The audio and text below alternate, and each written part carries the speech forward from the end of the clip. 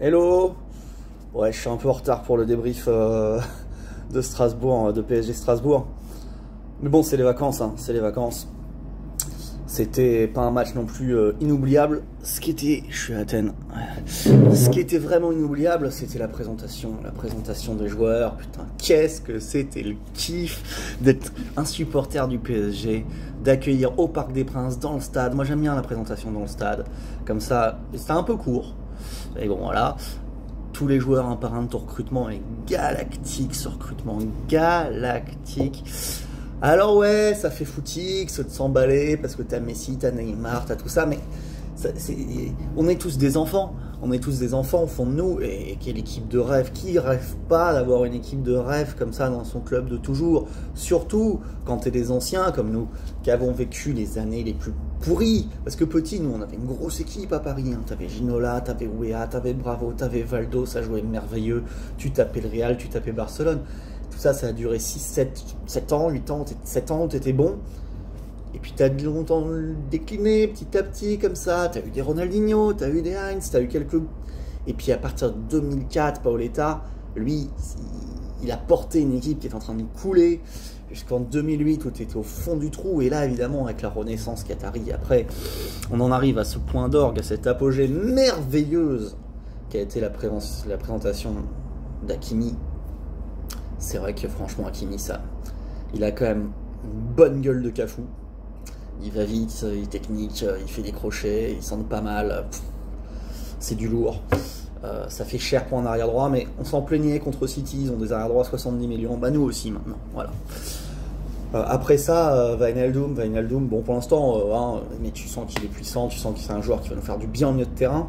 C'est encore là où on pourrait encore franchir un step, c'est le milieu de terrain. Même si tu commences à avoir quelque chose qui ressemble à du vainqueur de Ligue des Champions. Ramos, c'est une légende. Ramos, c'est une légende. On dirait Brad Pitt dans 3, quoi, je veux dire, avec ses tatouages, ses muscles et tout comme ça. Il a du pécho, Ramos. Il a du pécho lourd. Franchement. Gigio qui m'a sorti mon péno, Donnarumma, quel kiff de devoir arriver. Même si moi je suis team Navas, hein, Navas c'est notre titulaire, c'est notre taulier, tu dois respecter un gardien qui t'a apporté tant, surtout après en avoir connu tant de mauvais. On en a eu tellement entre Bernard et Keylor, des gardiens horribles. Donc sans Keylor, Gigio c'est le futur. Donc cette année il faudra le faire jouer, il faudra réussir à trouver ce mix, mais... Ça, c'est un nid en merde quand même. Après, voilà, tu peux pas laisser passer Donnarumma gratuit sans le prendre. Il a un charisme, un calme, il est grand et tout. Il a tout. Et évidemment, Léo, Messi, Léo. C'était un feu au Parc des Princes, ça devait être génial d'y être. J'aurais presque échangé quelques jours de vacances contre une place en loge avec du champagne au Parc des Princes. Mais sinon non. Ça c'était vraiment le kiff, et c'était ça l'attraction du match. Hein. Moi c'est pour ça que je me suis mis devant et que je l'ai regardé. Parce que... Sinon, 3-0 en 20 minutes. En 25, on assassine le match. À mon avis, un peu aidé par l'arbitre. C'est vrai, les Strasbourgeois, parce que le hors-jeu, il paraît que la nouvelle règle a changé, patati patata. Bon, en tout cas, il est kiff-kiff. Il est limite. Vraiment, il aurait tout à fait pu être... annulé, en tout cas avant il l'aurait été, ça aurait pas été un scandale. Bon après c'est ça, hein, les règles évoluent, c'est plutôt bien de laisser en vrai le truc à l'attaquant, parce qu'on se plaint toujours, là c'est un poil de chouille d'épaule et tout, moi je suis plutôt pour qu'il y ait avantage à l'attaque, on peut voir des buts dans le football. Donc c'est bien, beau centre de Diallo, belle tête d'Icardi, deux beaux buts en 2 matchs, c'est plutôt cool, voilà. Après but chatard de Mbappé. Bon, 3-0, on est bien. Relâchement en seconde mi-temps, ouais. 3-1, 3-2. Après, les Strasbourgeois sont pas dégueux. Hein.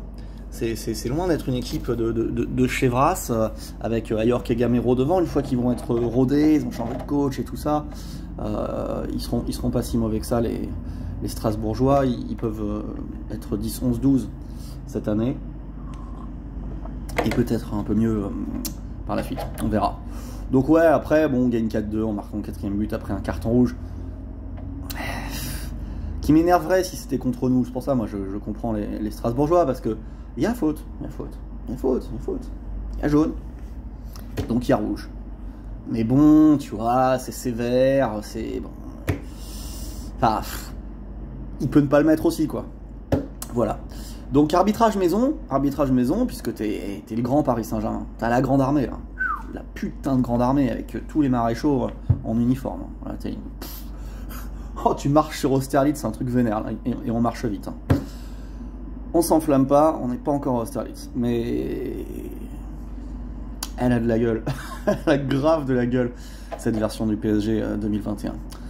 Donc on gagne 4-2 avec un arbitrage maison, parce que l'arbitre aussi l'a impressionné. L'arbitre aussi, il y a Messi, il y a le Parc des Princes et tout ça. Et donc effectivement, décision anti-favorable.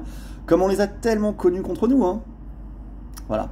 Peut-être qu'en France, le PSG est passé du stade de on déteste et Paris, tatata, à ok, tu nous domines, c'est toi le maître, maintenant on obéit, oui, on donne la patte et compagnie auprès de l'arbitrage. C'est possible, comme ça se passe pour tous les grands clubs dans leurs championnats respectifs. Peut-être que maintenant ça va être comme ça chez nous, définitivement. Et qu'on sera juste haï à l'extérieur, parce que là, les Barcelonais, ils les ont ici. Hein. Ils les ont là. Et on les comprend. Et on les comprend. Mais on vous encule, les Barcelonais, parce que vous nous avez volés. Vous nous avez pillés pendant des années. Les grands clubs, vous faisiez vos courses au Paris Saint-Germain. Le Milan AC, t'étais content de venir piquer Georges Weah. Hein, et t'étais content de venir nous piquer Leonardo. Et le Barça, t'étais content de venir nous piquer Ronaldinho. Et on a connu ça non-stop, non-stop, non-stop, non-stop. Dès que t'avais un joueur qui était très fort, Anelka, il avait 17 ans, boum, allez hop, tu viens chez nous, Arsenal. Tu vois, les temps changent, la vie ça tourne. Le karma, bam, bam, bam, bam, bam, bam, bam, bam, bam. Et maintenant... c'est pas le tour encore de la EK Athènes. Ah, ça va être plus long, les gars. C'est le tour du Paris Saint-Germain. Voilà. J'ai rien d'autre à dire sur le match contre Strasbourg, parce que... who cares, hein. Voilà. Moi, je suis parti en after, après j'ai fait la fête. Me revoilà 48 heures après. Je vous embrasse tous, bonnes vacances. Paris est magique.